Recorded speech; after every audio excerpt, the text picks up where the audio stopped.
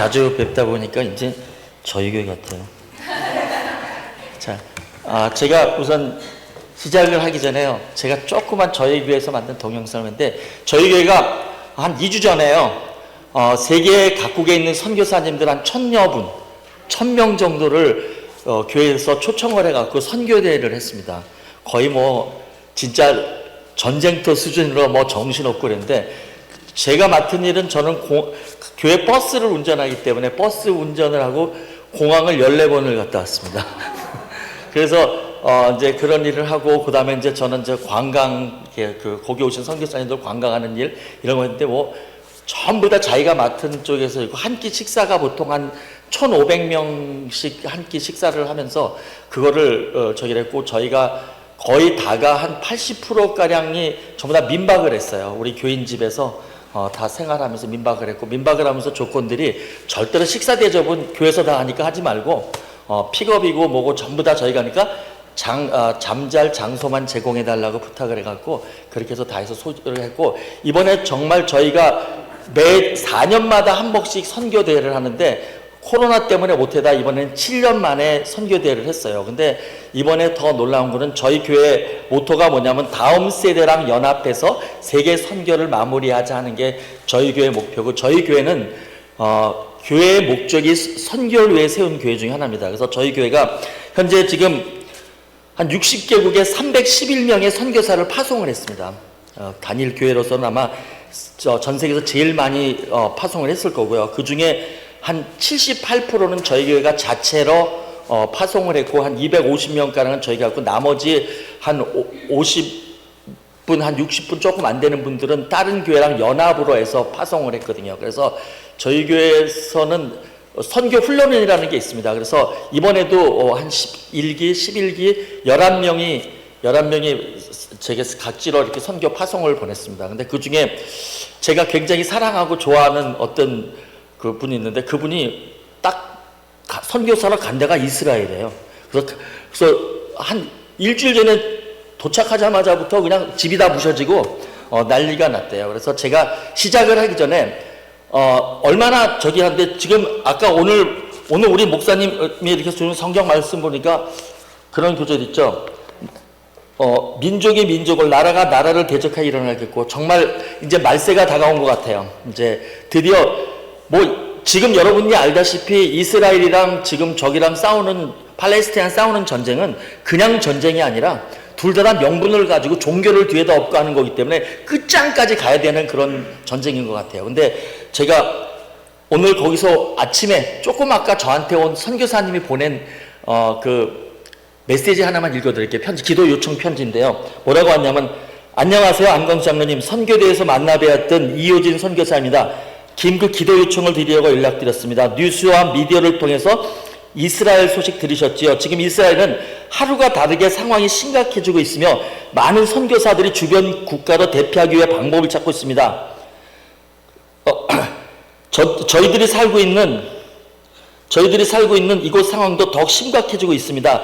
팔레스타인 난민들의 대부분은 하마스와 연결되어 있고, 이들은 두로를 다스리는 헤즈볼라 연합회와 길을 장악해 유엔군의 움직임을 방해하고 무기들을 모으는 등 전쟁 분위기를 만들고 있습니다. 저희 가족들은 지금 교회 리더십들과 함께 외출을 삼가하고 상황을 지켜보다가 베이루트로 이동을 하려고 준비하고 있습니다. 아이들이 굉장히 많이 두려워하고 있습니다. 저희 선교사 가족들과 교회 리더십들의 안전을 위해서 기도해 주십시오. 또한 이 땅에 다시 평화가 올 수 있도록 간절히 기도드립니다. 기도 부탁드립니다. 감사하며 축복합니다. 아주 굉장히 상황이 심각해요. 근데도 또 제가 재밌는 거 하나는, 가서 이렇게 만났던, 제가 지난 중간 섬겼던 선교사님들이 또 저를, 그러니까 제가 마치 이렇게 선교 그 자리에 있는 것 같은 느낌이 들고 그럽니다. 근데 제가 우리 교회에서 만들어 놓은 영상 잠깐만 보고서 이게 선교대회가 어떤 건지 한번 보겠습니다.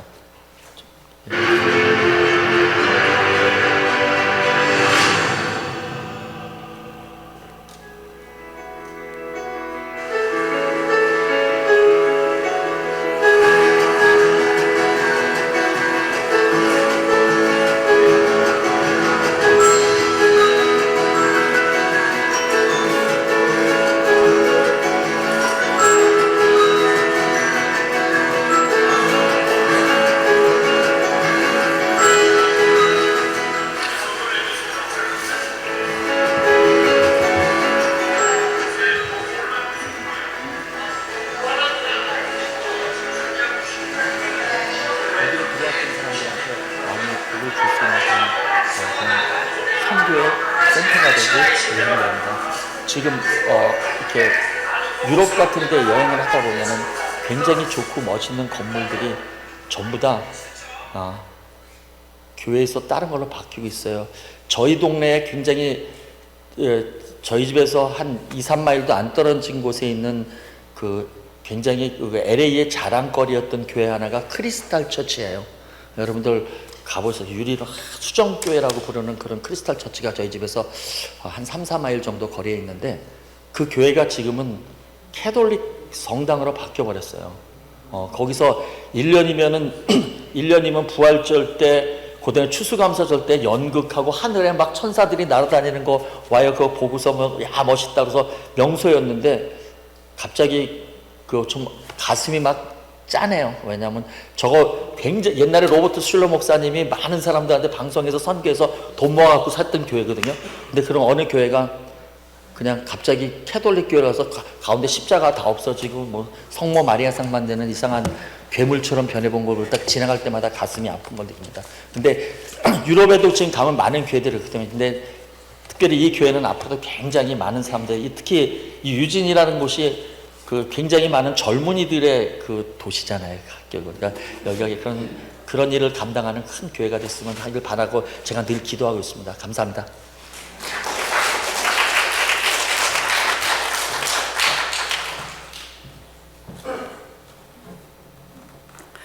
네, 장로님 감사합니다. 우리 장로님은 특별한 사명을 받으시고 이렇게 다니시면서 물론 사업을 하시지만 우리 오래 계신 분들은 그 토다이라고 아시죠?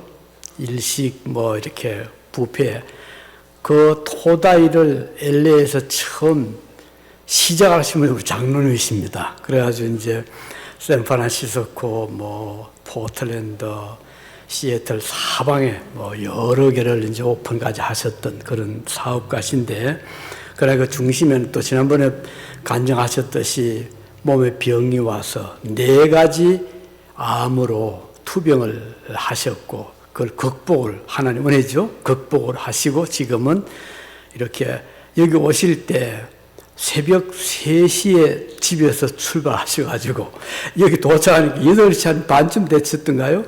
도착하셨어요.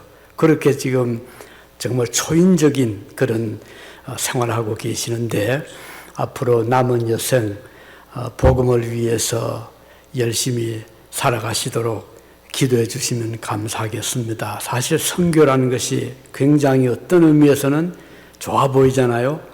가는 곳마다 선교사님이라는 이름도 없고 그렇지만 사실은 지금 말씀하신 대로 선교는 순교와 같은 것입니다. 정말 목숨을 걸고 하지 않을 수 없는 이게 선교 사역인데요. 가령 이제 은혜교회에서 선교사님을 많이 파송하는데 그 선교사로 갈 때 그 본인이 비행기 표를 마련해야 돼요. 교회에서 막 대주는 게 아니고요. 그리고 어느 500불씩 낸다 했던 500불을 또 교회에다가 헌금하고 떠나야 돼요. 그런 정말 헌신적이죠. 그렇게 해서 삶을 희생하는, 헌신하는 이런 사역을 훈련을 받는 그런 일도 있습니다.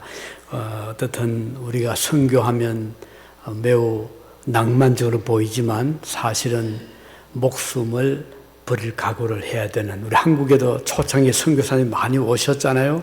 세계에서. 근데 고생 많이들 하셨거든요. 전혀 문화도 다르고 음식도 다르고 풍토병도 있는 그런 참 열악한 환경에서 선교사님들 오셔가지고 일생을 헌신하신 분들이 계시고, 그 선교사님들 무덤 한국 서울에 있잖아요. 양화진 가면 거기에 묻힌 그 가족 중에 아이들이 참 많습니다. 아이가 병이 들었는데 미국이나 유럽 같으면 금방 고칠 수 있는 병을 그 기회를 놓친 거예요. 그래서 어릴 때 목숨을 잃은 아이들이 많이 있습니다. 그 정도로 우리 앞서 선교사님들은 정말 모든 것을 드리면서 복음을 위해 살아가셨던 그런 것을 우리가 볼 수가 있습니다. 자, 이제 시간이 꽉했기 때문에 제가 아주 한 10분 이내로 말씀 전하는데 아주 요약하겠습니다. 그래서 내용은 전달되리라고 믿습니다.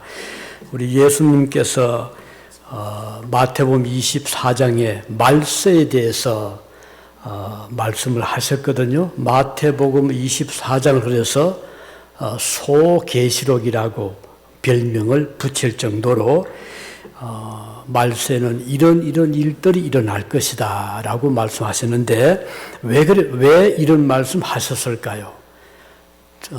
준비하고 대비하고 예비를 해라. 무엇을요? 예수님이 곧 오실 거니까 이런 것을 보거든 이제 시대가 마지막 때가 가까운 줄 알고 준비하고 주님 만날 슬기로운 다섯 처녀처럼 준비를 잘해라. 그런 의미로 이 주님이 오시기 전에 일어날 그런 징조들을 오늘 말씀해 주셨습니다.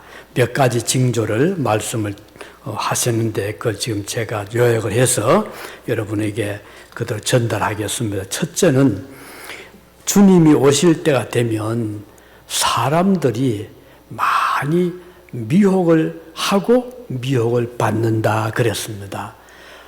이게 무슨 말인가요? 여러분 요즘처럼 우리 주변에서 많은 사람들이 사기를 당하는 경우가 있었나요? 우리 유장님 오늘 못 오셨나 지금 멀리 출타 중인데 지난주 오셔가지고 목사님 제가 요즘 힘듭니다. 왜요? 했더니 아니 어떻게 알고 자기 은행 구자를 누가 들어와서 돈을 빼갔다는 거예요. 그리고 크레딧 카드를 또 못 쓴다는 거예요. 자꾸 이제 사라지니까. 그래서 크레딧 카드도 바꾸고 은행 구자도 바꾸고 지금 이런 사정입니다. 그러더라고요. 이런 일이 그분뿐이겠습니까? 아마 여러분 중에서도 이런저런 그 어려움을 겪은 분들이 계실 것입니다. 온라인 전화 사기 그냥 막 잃잖아요.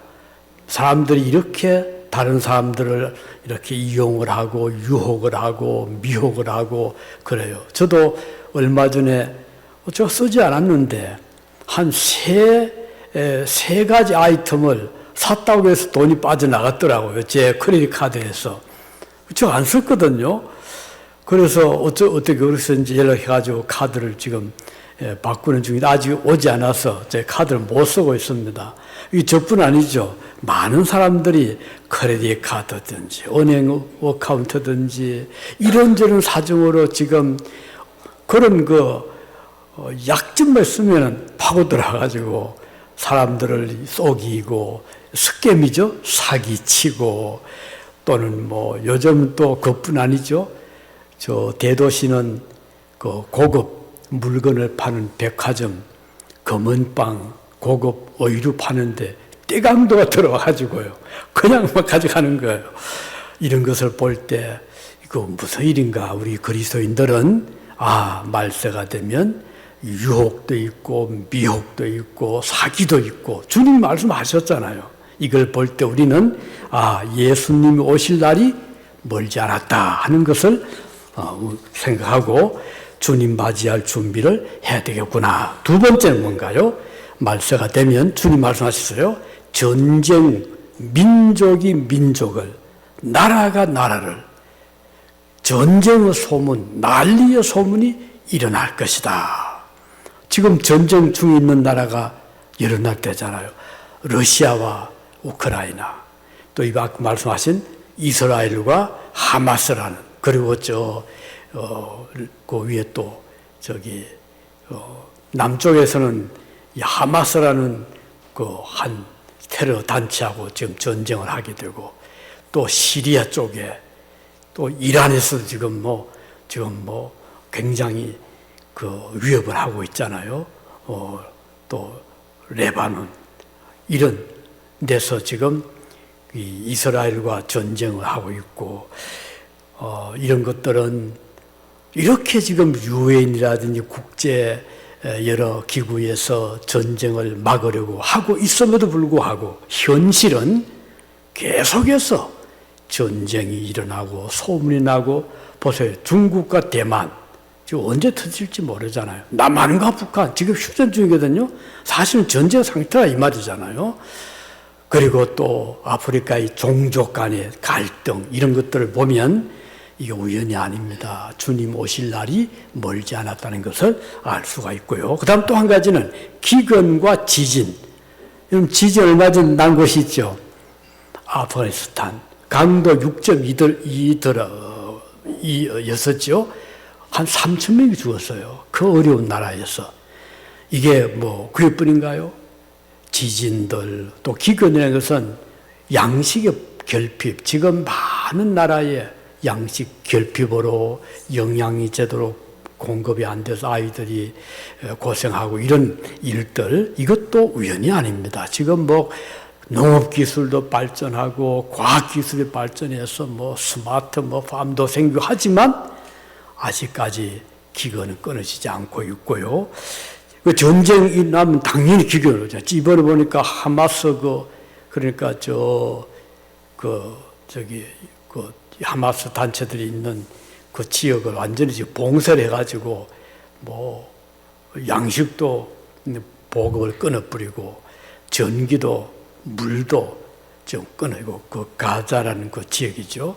자 이렇게 되니까 이건 국지적으로 아니면 세계적으로 이렇게 기근이 일어나는 것도 우연이 아닙니다. 이게 주님의 오심에 대한 계속 경고를 주고 있다 이렇게 볼 수가 있습니다. 이게 자연재해, 천재지변이죠. 이런 기근 그리고 또 한 가지는 뭔가 하니 믿는 자들을 보기가 쉽지 않다. 주님 말씀했거든요. 그러니까 믿음을 가졌던 자들도 쉽게 그것을 포기하는 거예요. 너무 믿음 생활하기 쉽지 않다 생각하고 누가복음 18장 8절에 보면 인자가 올 때에 세상에서 믿음을 보겠느냐. 주님 말씀이거든요. 주님이 다시 올 때 세상에서 믿음 가진 자들 만나기 쉽지 않다. 그런 뜻이거든요. 그러니까 믿던 사람도 믿음을 포기하기 쉽고 또 전에처럼 전도가 잘 안 되고 그러니까 교회가 자꾸 비는 거예요. 아까 말씀하셨지만 그 크리스탈 처치도 한때 굉장한 교회였잖아요. 저도 그 방송을 통해서 한국에서 제가 많이 봤어요. 로버트 슐러가 아주 재밌게 설교하거든요. 설교하면서 또 뭐 아주 예배당도 특이하고. 그런데 그 예배당이 운영이 안 돼가지고 그냥 안에 내분이 나고 결국 교회가 넘어가 버렸어요. 그러니까 캐토릭이 재단 든든하잖아요. 아프리카에 사는 것 같아요. 그뿐 아니라 유럽에, 제가 유럽에서 살아봤잖아요. 오래된 몇백 년 된 큰 우람우람한 교회, 옛날에는 꽉꽉 차던 예배당들이 텅텅 빈 거예요. 지금은요, 대부분 그런 뭐 쾰른 성당, 또 뭐 밀라노 성당, 또는 독일의 여러 그런 또는 프랑스, 스위스 이런 나라에 세워진 큰 예배당들이 지금 가보면은 관광처가 돼 있어요. 사람들 구경을 오는 거예요. 야, 멋지다. 그럼 가버리는 거예요. 예배 드리는 그 시간은 몇이 안 모여요. 이런 것도 우연이 아닙니다. 미국도 지금 얼마나 교회를 지금 떠나고 있잖아요. 우리 한국 교회들도 지금 많이 힘들어들 하고 있습니다. 이것은 주님이 오실 때가 가까워지면 믿는 자 보기가 쉽지 않다 하는 말씀이 그대로 지금 이루어지고 있는 것이죠. 그러니까 믿음을 쉽게 저버리거나 또 믿기를 꺼려하는 이런 일들이 일어난다는 것을 말씀하는 것입니다. 배도하는 거죠. 믿음을, 교회를 떠나는 거죠. 조금만 성하면 교회를 떠나버려요. 이거뿐이면 교회 안 간다. 미국 교회 가지. 이러다가 교회 안 가버려요. 그거 어떻게 해요? 쉽게 교회를 떠나고 믿음을 떠나고. 그래서 여러분 혹시 믿음 생활하다가 교회 생활하다가 믿는 친구가 나에게 상처를 주더라도 그거 그냥 쉽게 잊어버리면 됩니다. 그거 아무것도 아니. 내가 이런데 시험 들면 안 되지. 그 시험 이기면 되는 거예요. 좀 교회가 기대한 만큼 그렇게 은혜롭게 못 나가더라도 그래도 믿음은 지켜야 되거든요. 그래서 내 자신을 위해서, 우리 교회를 믿는 게 아니잖아요. 내 자신을 위해서 믿음을 지켜나가길 바랍니다. 자, 그 다음 또 한 가지는 말세가 되면 복음의 세교합니다. 다시 말하면 이 복음이 땅끝까지 전파되리라. 이제 좀 전에 우리 보고 들은 대로 은혜 한 교회가 세상에 그렇게 많은 선교사님들을 지금 사방에 보내고 있잖아요. 그래서 지금 마지막 때가 되면 복음이 들어가지 않은 곳이 없다. 그때 주님이 오신다 그랬어요. 그래 주님이 오셔가지고 심판할 때 아이고 저는 복음 못 들었습니다 하는 말이 변명을 못 하잖아요. 그래서 하나님께서 모든 민족, 모든 나라의 사람들에게 복음을 듣도록 해 주신 거예요. 그래서 선교사를 많이 보내고, 요즘은 뭐 선교사 아니어도 뭐 TV를 통해서 또는 뭐 온라인 뭐 여러 가지 방법으로 복음을 듣게 하잖아요. 레디오를 통해서 그렇고. 그래서 복음이 땅끝까지 전개된다. 오늘 본문 14절에 이 천국 복음이 모든 민족에게 전거되기 위하여 온 세상에 전파되리니 그제야 끝이 오리라. 그래서 이 복음이 세계 땅끝까지 전거된 걸 보면 주님 오실 날이 멀지 않았다. 이제 결론 말씀했습니다.